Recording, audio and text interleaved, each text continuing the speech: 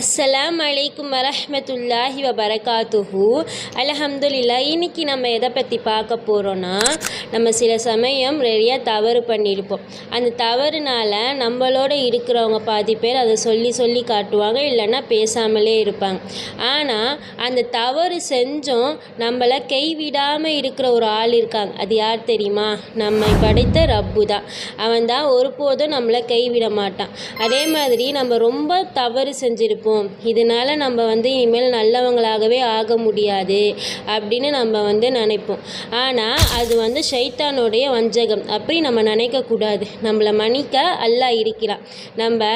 அல்லாஹ் நம்ம எப்போ திரும்பி அவனிடம் தௌபா செய்வோம் என்று அவன் காத்து கொண்டே தான் இருப்பான்.